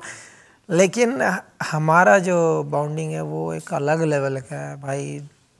मैं, ईशांत या भुवनेश्वर, उमेश, मोहित, हम सारे फास्ट बॉलर जो है ना एक अलग लेवल के, बस में भी पीछे बैठते हैं, और आगे वाले इंसान की इतनी हिम्मत नहीं है कोच की भी कि जो पीछे आके बात कर ले हमसे। इतने शरीफ हैं हम लोग आपस में जब बात करते हैं। तो ये बाउंडिंग मुझे लगता है कि मैं लाइफ में कभी नहीं भूल सकता। जो हम लोगों ने एक दूसरे के लिए प्यार, एक दूसरे के लिए वो लड़ाई, वो बातें जो बोलते हैं एक दूसरे के लिए, आप सुनो तो झगड़ा ही हो जाए, वैसी बातें हम लोग ऊट पटांग बोल देते हैं एक दूसरे को। लेकिन वो जो प्यार, वो जो लगन है, मैं हमेशा मिस करता हूँ वो चीज़। ईशांत का एक वीडियो मैंने देखा जिसमें वो आपके बोलने के तरीके की नकल उतार रहे हैं। अब बोल रहा हूँ आपके सामने, देख लो कैसे बोलता हूँ मैं ऐसा ही हूँ और मैं चेंज नहीं होना चाहता। तो और जैसे ईशांत ने बोला है कि हाँ रिकवरी के लिए यार आपको क्या चाहिए, आपको बेस्ट खाना मिल जाए, स्लीप मिल जाए आपको रिकवरी मूड के लिए। और यार गेम तो सबको एक ना एक तो पसंद ही होगा ना किसी को, तो मेरी क्या गलती है उसमें। शमी, 2015 का वर्ल्ड कप, ये सही है कि आपको चोट लगी हुई थी, इंजरी थी, सीरियस इंजरी थी, आपको नहीं खेलना चाहिए था, लेकिन आप इंजेक्शन लगा लगा के खेल रहे थे? ये हमारा ओपन डिस्कशन फिजियो और माई बाई के साथ हुआ था। जो सिचुएशन थी वो सबको पता थी, कंडीशन क्या है मेरी नी की वो सबको पता थी, क्योंकि मेरे कार्टिलेज का ऑपरेशन हुआ था, घुटने की जो हड्डी जो जॉइंट होता है उसमें क्रैक आ गया था। तो मैं टेस्ट सीरीज़ के बाद वापस आने वाला था, 4.5 महीने हम लोग ऑस्ट्रेलिया में थे। तो ओपनली डिस्कशन हुआ कि भाई ईशांत को पैर में चोट लगी, वो नहीं खेल पाएगा, तो एक इंसान को तो रुकना पड़ेगा।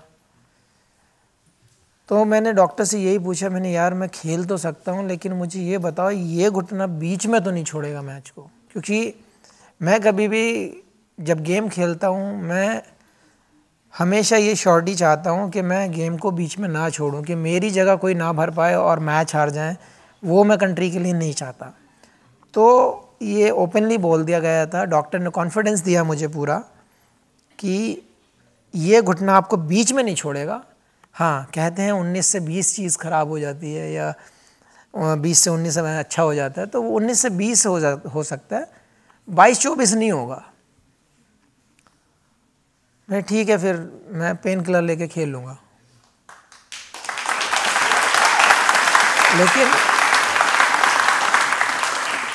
लेकिन उस मैच के पहले प्रैक्टिस मैच के बाद सिचुएशन इतनी ख़राब हो गई कि अगर हम पीछे देखते तो हमें कोई ऐसा बॉलर नज़र नहीं आ रहा था जो वर्ल्ड कप खेलता उस टाइम पे, वो ऑप्शन नहीं था हमारे पास।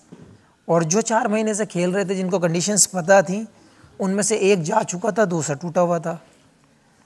तो मैंने साथ के साथ गेम दवाई के सहारे और उस पेन में ही खेले हैं वो 2015 का वर्ल्ड कप, कि जो मेरा थाई का साइज़ है वही घुटने का साइज़ होता था और वो काफ से मैच कर जाता था।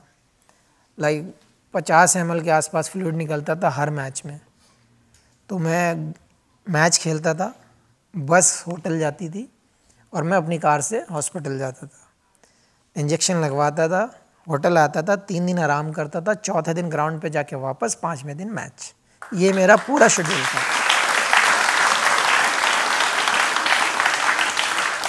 और ये का ये हाल जब अगला वर्ल्ड कप हुआ?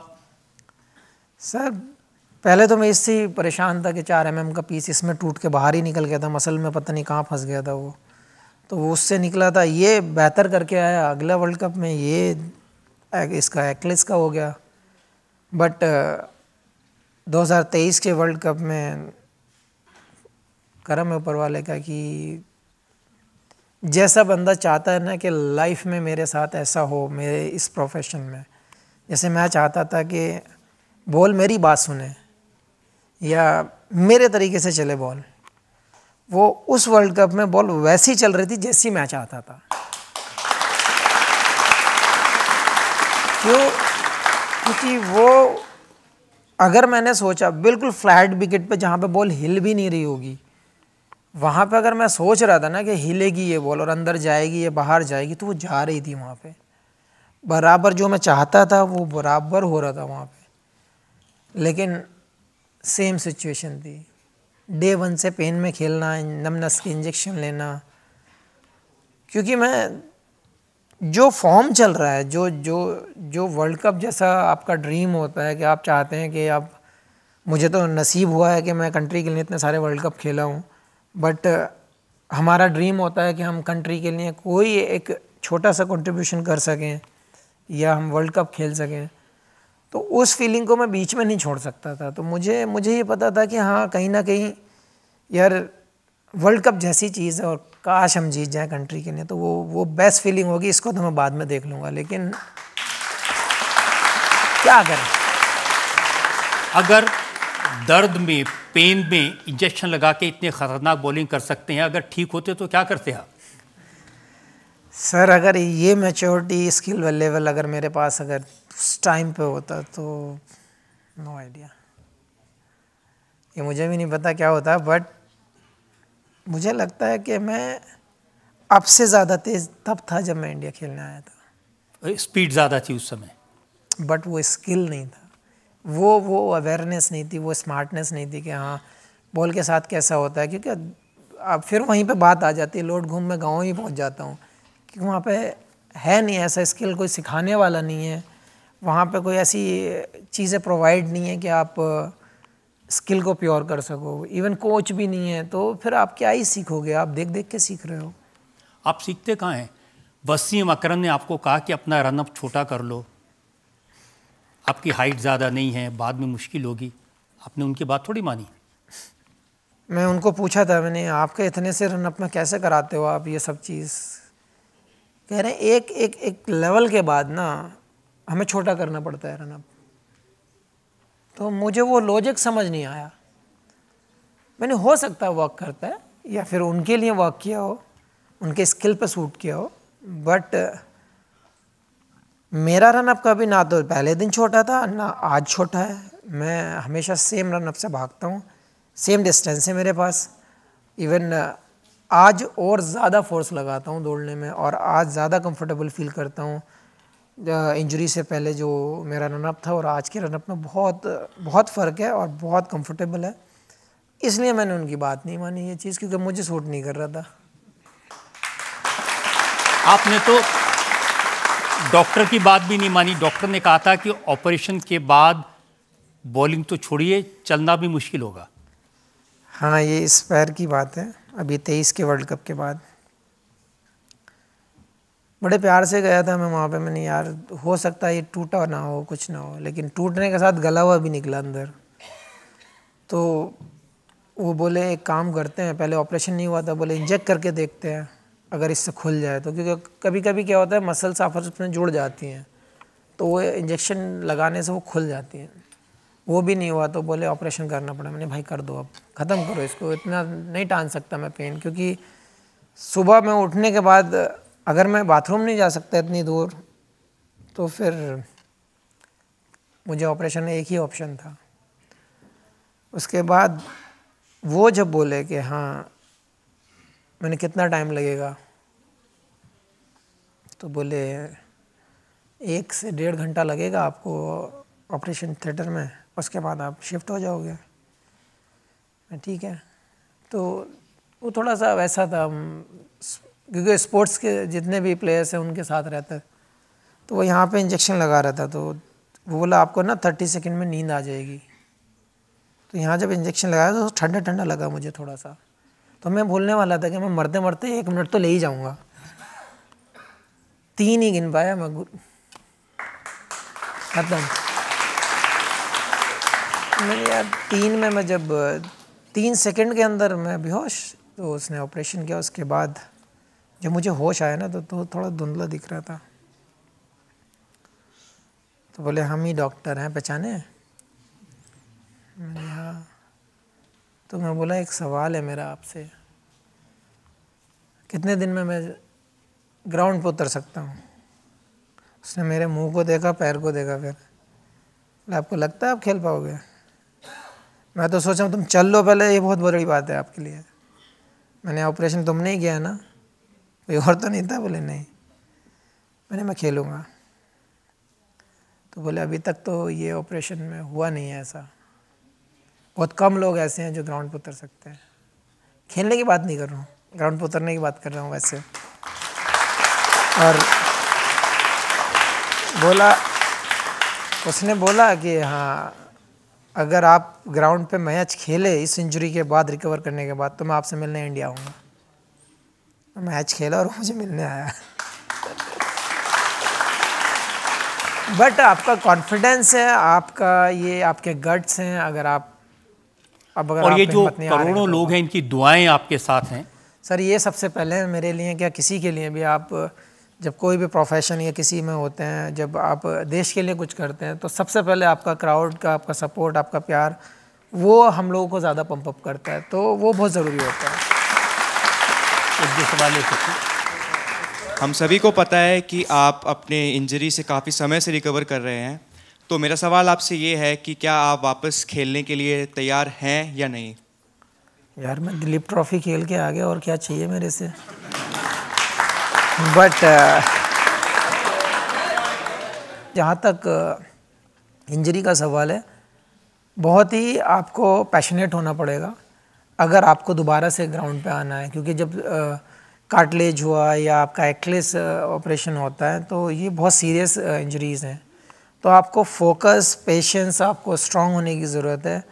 और बाखूबी मेरी फैमिली, मेरे फ्रेंड्स और मेरे साथ वाले जो क्रिकेट खेलते हैं वो बाखूबी उस चीज़ को कंप्लीट करवा देते हैं। अब देखिए, जो बात शमी ने आपको नहीं बताई वो मैं आपको बताता हूँ। इस समय मोहम्मद शमी की फिटनेस उनके लाइफ की बेस्ट फिटनेस है। उनका बॉडी फैट लोएस्ट है और ये बहुत दिनों से मेहनत कर करके बनाई है, उसको छुपा के रखा हुआ है इन्होंने। लूज पहन के आया इसलिए। क्या अगले वर्ल्ड कप में भी शमी का जादू नजर आएगा? देखिए, मैं तो करने के लिए तैयार हूँ, मुझे लेने वाले चाहिए बस। बट होपफुली कि मेरा भी हमेशा यही रहा है कि अब जितना भी मेरा क्रिकेट कैरियर है और जितने भी गोल्स हैं आगे, वो मैं विदाउट इंजरी खेलूं, कोशिश तो वही है। और जहाँ तक वर्ल्ड कप का सवाल है, कोशिश ज़रूर पूरी करूँगा, अगर नसीब में हुआ तो ज़रूर। और आवाज़ आपकी अदालत में अगला हिस्सा। आपकी अदालत में स्टार क्रिकेटर मोहम्मद शमी पर इल्जाम है कि इन्होंने जिंदगी को ठीक से हैंडल नहीं किया। शमी, आप भारत की क्रिकेट की शान है, करोड़ों लोग आपको प्यार करते हैं। यहां अभी आप देख रहे हैं कितने दीवाने हैं आपके लोग, लेकिन अपने करियर की पीक पर 2018 में आप कोच रवि शास्त्री के पास गए और आपने कहा कि मैं क्रिकेट छोड़ना चाहता हूं। बेंगलोर एनसीए की बात है। हाँ, उस टाइम पे 2015 की इंजरी हुई थी, तो उसका थोड़ा सा अप एंड डाउन इशू चल रहा था। मेरे सामने एक सिचुएशन थी कि मैं 2 किलोमीटर नहीं भाग सकता था, ये वार्म हो जाता था, इसमें स्वेलिंग हो जाती थी। टर्निंग के लिए डॉक्टर ने मना किया था, बोले आप ज़्यादा टर्निंग मत करना, जैसे यो में होता है फिटनेस टेस्ट कि आप जाके आ जाए, वो मना कर रखा था। 2 किलोमीटर मैं भागा तो मुझे स्वेलिंग आ गई। अफ़गानिस्तान का टेस्ट था शायद, हाँ, बेंगलोर में। तो मैंने, यार ये क्या ही लाइफ है, आपके क्रिकेट में मैं इंजर्ड होता हूँ, आपके डॉक्टर्स के सामने मैं ट्रीटमेंट कर रहा हूँ, आप मुझसे बोलो बॉल डालना है, मैं आप कितना डलाना है, आप मुझसे बॉल डला लीजिए, जो भी है। अब ये टेस्ट मेरे नी के अकॉर्डिंग नहीं जा रहा है। तो एक दिन पहले मैंने मना कर दिया, मैंने नहीं, मैं डॉक्टर ने मना किया है, ये यो तो मैं नहीं करूँगा, आप मुझे कोई और टेस्ट दीजिए। बोले यार अभी यो का ये ऑप्शन है तो वो करना पड़ेगा। मैं तो सच है, फिर मैं क्रिकेट छोड़ दूँगा। तो वो मैंने उनको गुस्से में बोला था। तो मैच हुआ, मैच के बाद वो दोबारा से दोनों आए, भरत अरुण सर और वो, कि गुस्सा नहीं करते हैं, मुझे पता है तो कितना प्यार करता क्रिकेट से। मैं तभी तो बोल रहा हूँ कि आपको समझना चाहिए कि सब एक पेज पे नहीं आ सकते, या जिसकी सिचुएशन ऐसी है उसके लिए कुछ और टेस्ट कीजिए। तो बोले गुस्सा शांत हो, तू ये वाला टेस्ट मैच मत खेल, तू अपनी फिटनेस को इम्प्रूव कर और फिर मैं तुझे बात करता हूँ। तो ये इस तरीके से बात हुई थी वहाँ पे। एक दूसरा वक्त आया था जब फैमिली में प्रॉब्लम्स हुए, आपकी वाइफ ने तरह तरह के इल्ज़ाम लगाए, आपके ऊपर डोमेस्टिक वायलेंस का केस किया, 498 का केस किया, पुलिस में जाना पड़ा। उस समय भी दिल टूटा था? दुख तो सबको होता है, बट लाइफ का हिस्सा है, कुछ ना कुछ सिखा कर जाता है, कुछ ना कुछ मतलब लाइफ में ऐसी चीज़ें होती हैं कि हाँ आदमी को सोचने के लिए होना चाहिए उसके पास कि हाँ साहब हमने कौन सी गलती की है लाइफ में। मैं मानता हूँ शायद मेरी लाइफ की सबसे बड़ी गलती यही है, और नहीं करता ब्लेम किसी को, शायद नसीब होगा। लेकिन ये जो जब आप खेल रहे हैं तो उस पर भी फोकस चाहिए, मेंटल स्ट्रेंथ चाहिए, तो कैसे किया है दोनों चीज़ को बैलेंस? सर बहुत डिफ़िकल्ट है, बहुत मतलब पिंच कर देने वाली चीज़ है और डिस्टर्ब करने वाली चीज़ है। और जब आप इतना कॉम्पिटिटिव गेम खेल रहे होते हैं तो बहुत मुश्किल होता है कि आपको दोनों तरफ स्विच करके देखना होता है, कहाँ यहाँ क्या चल रहा है, इधर क्या चल रहा है, ऊपर से मेंटली प्रेशर आपको गेम का भी होता है। शमी, मुझे याद है उस समय आप इस फैमिली डिस्प्यूट का रास्ता बातचीत करके निकालना चाहते थे, बहुत कोशिश की थी आपने। सर ट्राई किया था, क्योंकि कोई नहीं चाहता घर में कलेश हो, कोई नहीं चाहता कि घर में प्रॉब्लम्स हों, स्पेशली जब आप कंट्री के लिए सर्विस कर रहे हो तो अनवांटेड स्ट्रेस नहीं लेना चाहेंगे। तो कोशिश ज़रूर की थी, अब ये सामने वाले के ऊपर है कि हाँ वो क्या चाहते हैं क्या नहीं चाहते। नहीं करना तो ठीक है, पेशेंस रखना होगा अपने ऊपर, क्योंकि आजकल तो सोशल मीडिया का ज़माना है, तो पब्लिक डोमेन में सारी चीज़ें आ जाती हैं, कोई कुछ भी कह सकता है, और बहुत ख़राब बातें कही गई थी। सर ख़राब चीज़ें तो बोली जाती हैं, लेकिन आजकल वो चीज़ें भी बन जाती हैं जो नहीं होती हैं। उससे सबसे बड़ा डर रहता है कि हाँ जो चीज़ नहीं है वो भी। आज तो कल तो मैं एक फ़ोटो देख रहा था, मुझे खुद को नहीं पता मैं कब गया हूँ वहाँ पे। तो ऐसी चीज़ें बहुत आ जाती हैं, और जहाँ तक मेरे पे तो इल्ज़ामात लगे ही हैं। मुझे लग रहा है कि लास्ट के 6-7 साल में तो शायद ही इतने तो किसी टेररिस्ट पे नहीं लगे होंगे जितने मुझ पे लगे हैं। तो कुछ नहीं कर सकता इसमें मैं। लेकिन अच्छी बात यह है कि जो लोग आपको जानते हैं, पहचानते हैं, आपके साथ खेलते हैं, कपिल देव, महेंद्र सिंह धोनी, विराट कोहली, सब ने पब्लिकली कहा कि शमी के बारे में ऐसी कोई बात डोमेस्टिक वायलेंस की, किसी जुल्म की, वो सही नहीं हो सकती। सर मेरे घर में स्पेशली लड़कियों को तो मुझे लगता है लड़कों से ज़्यादा जश्न मनाया जाता है जब बच्चा पैदा होता है घर में हमारे। तो मुझे नहीं लगता, हमने लड़के भी बॉर्न हुए हमारी फैमिली में, लेकिन लड़कियां जब पैदा होती हैं तो हमारे यहाँ अलग ही एक टाइप का जश्न होता है। तो हमारे घर में ऐसा कभी नहीं हुआ है कि हाँ हम कभी किसी के अत्याचार हों। आज तक मुझे नहीं लगता मैंने कभी पापा को, दादा को या किसी को भी डांटते हुए देखा हो किसी में घर में, या कोई कलेश होता हुआ देखा हो। हमारे घर में नहीं होता है। बट ठीक है, ये चीज़ नसीब मान लो, जो होना है हो जाए, ठीक है, अब मान के चल रहे हैं उसी चीज़ को। लेकिन इसीलिए बहुत दुखी थे, इसीलिए आपने आत्महत्या करने की सोची? बहुत डिफ़िकल्ट टाइम था वो यार, क्योंकि कभी रिस्पॉन्सिबिलिटी तो आई नहीं थी। क्योंकि जब पापा ज़िंदा थे तब हम तीनों भाइयों को कुछ नहीं पता था, इवन किस बैंक में अकाउंट है वो भी नहीं पता था। तो अचानक से ये सब हो जाना और ये सब चीज़ें होना बहुत डिफ़िकल्ट था। समझ में नहीं आ रहा था, क्योंकि ऐसा विलन बन गया कि समझ में नहीं आया क्या हुआ। ठीक है, शायद कुछ हो, बट शुक्र है ऊपर वाले का, ये लोग साथ थे, फैमिली ने साथ दिया, दोस्तों ने साथ दिया। आज को वो बला टली, सोचा ज़रूर, हुआ नहीं, ये शुक्र है, वरना ये सब वर्ल्ड कप मिस हो जाते हैं मेरे से। फैमिली और दोस्त तो कहते हैं कि हम जितना शमी को जानते हैं वो सोचता है, वो करके दिखाता है, इसलिए बहुत डर था।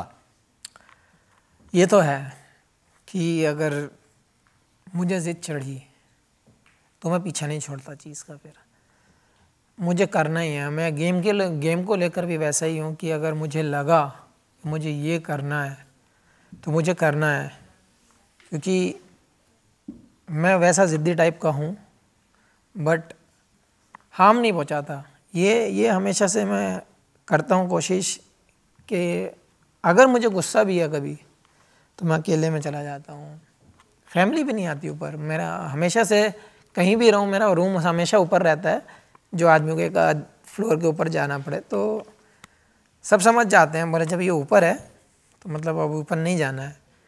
तो प्राइवेसी भी मिलती है, शांति भी मिलती है, अपनी भी बहुत सारी चीज़ें होती हैं। तो मैं कोशिश करता हूँ कि फैमिली के साथ रहूँ, हमेशा टाइम स्पेंड करूँ। अब पापा तो है नहीं, मम्मी को साथ लेके चले, यही सब है बस। तो ये जो नेगेटिव सिचुएशन थी इसको पॉजिटिव कैसे बनाया? सब इन लोगों ने बनाया भाई। तो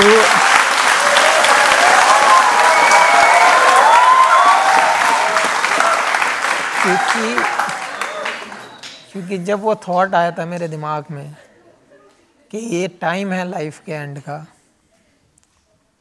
तो वो थॉट भी आया था मैंने, यार जिस चीज़ ने इतना नाम दिया, जिस चीज़ के लिए मीडिया इतना पीछे पड़ रही है, उसको छोड़ के इस जंप के चक्कर में, तो वो थॉट, वो प्यार, वो चीज़ें याद आई।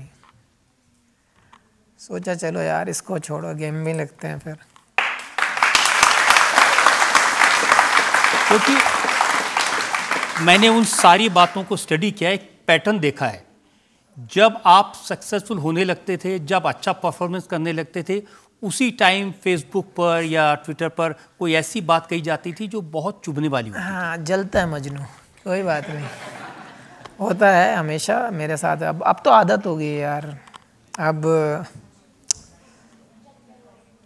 कहते हैं लोग कि बिहेवियर मेरा अलग हो गया, बट आदत हो गई है कि जब कोई बड़ा इवेंट होगा, जब अच्छा परफॉर्म हो रहा होगा, या फिर कोई अच्छी चीज़ करने जाऊंगा, तो वहाँ पे पिन पॉइंट होना ज़रूरी है। तो मैं अब मेंटली प्रिपेयर रहता हूँ कि हाँ, ये मेंटलिटी सेट हो चुकी है मेरे अगेंस्ट कि हाँ ये चीज़ क्रिएट करनी है, तो आई डोंट केयर कि क्या करोगे तुम, मुझे अपने फोकस पे ही फोकस करना है कि मेरा जो एम है मुझे वहीं रखना है। तो कुछ नहीं, जो इंडियन लॉ करेगा उसके लिए मैं तैयार हूँ।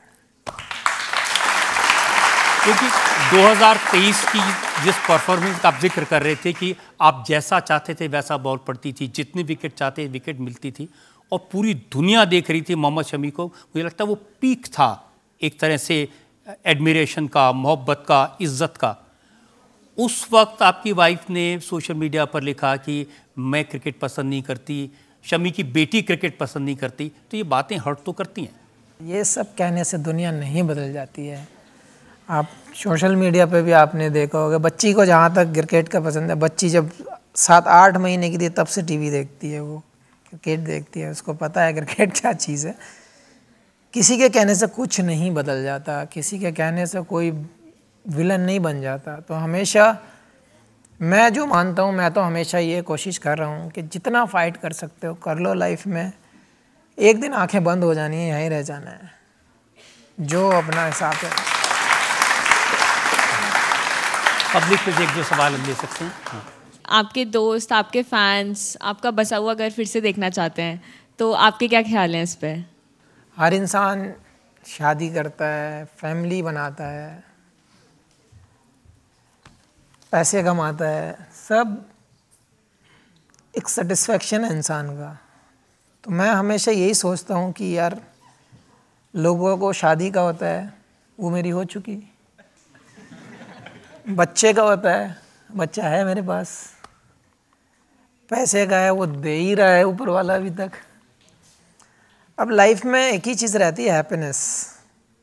वो आपकी फैमिली आपको दे सकती है, आपको जिसने पैदा किया है, उससे ज़्यादा खुशी कोई नहीं दे सकता।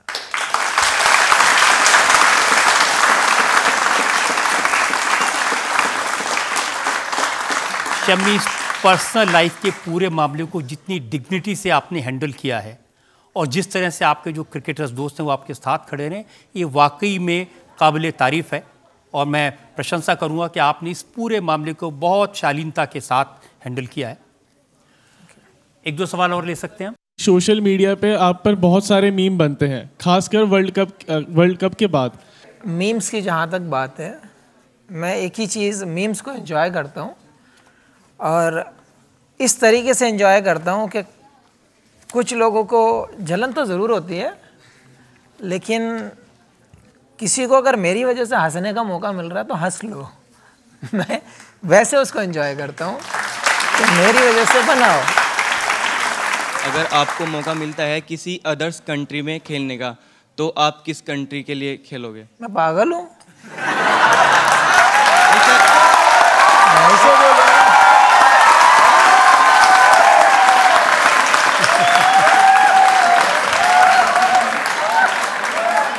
इंडिया नंबर 1 टीम है, लेकिन अगर आप नंबर 2 टीम को देखना चाहते हो तो आप किस टीम को नंबर 2 पे देखोगे? सर जितना ब्लड में पावर है यहीं खर्च करके जाऊंगा, उसके बाद घर।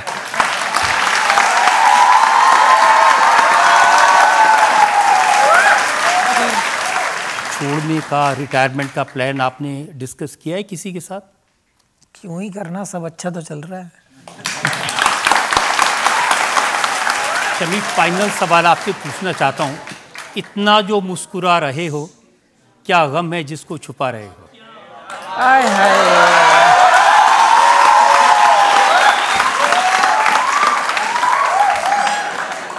वो गम शायद आपको भी पसंद आएगा। एक बार वर्ल्ड कप जीतना, बस यार वो हो जाए। शमी, आपसे हर तरह के सवाल पूछे, आपकी लाइफ पर, आपकी बॉलिंग पर, आपके दोस्तों पर, आपके ज़िंदगी पर। आपने कोई सवाल डक नहीं किया, कोई बाउंसर नहीं मारे, सब सवालों के सीधे सीधे जवाब दिए। आज हमने मुकदमा चलाया सुपरस्टार क्रिकेटर मोहम्मद शमी पर। अब वक्त है आपकी अदालत में आज के जज अनिल चौधरी के फैसले का। शमी को आपने बहुत सख्त सवाल पूछे और बहुत शांति से उन्होंने जवाब दिया। ये ग्राउंड पे इतने शांत हैं नहीं, बहुत अग्रेसिव हैं, लेकिन व्यवहार में बहुत नम्र लगे। बहुत टारगेटेड रहे, हमेशा फोकस रहे, फालतू की चीज़ें सुनी और निकाल दी।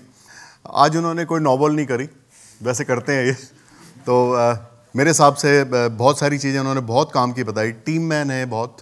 मेरा मानना है फास्ट बॉलिंग क्रिकेट में सबसे मुश्किल काम है। बाकी सब चीज़ें भी अपनी जगह है, लेकिन फास्ट बॉलिंग में आपको हमेशा एनर्जी चाहिए और जोश चाहिए। फिटनेस इनकी बहुत बढ़िया लग रही है मुझे, मैंने इनको बहुत पहले से देखा है। और भारत के लिए बहुत ऐसे बॉलर हैं जो जिनकी जो सीम है, जिस पेस पे कह रहे हैं कम नहीं है, 140 का उस बॉल डालते हैं। 140 अच्छी पेस मानी जाती है क्रिकेट में, और जो इनके सीम और स्विंग है वो काबिल तारीफ़ है। बहुत बढ़िया जवाब आपने दिए और मेरे हिसाब से इनके सब इल्ज़ाम आज खारिज किए जाएं। और वेरी वेल डन, आप फिट बने रहें और नौ बॉलें ना करें। मेरे को ध्यान है एक मैच में 9 बॉल की, रसल को बोल्ड किया और वो मैच इनकी टीम हार गई, KKR जीत गई थी। Well done.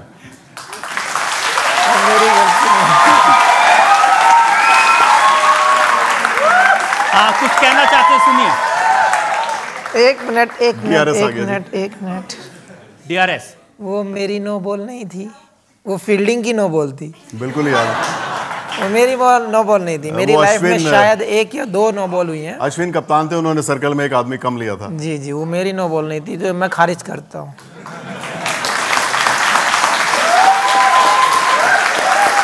हमारी दुआ है कि मोहम्मद शमी की फिटनेस इसी तरह बरकरार रहे, वो पूरी एनर्जी के साथ खेलते रहें, देश का नाम रोशन करें, एक बार फिर भारत के लिए वर्ल्ड कप जीत कर लाएं, ये उनकी तमन्ना पूरी हो। इस विश्वास के साथ आज का शो यहीं खत्म करते हैं। अगले हफ्ते आपसे मुलाकात होगी एक नई शख्सियत के साथ। तब तक के लिए नमस्कार।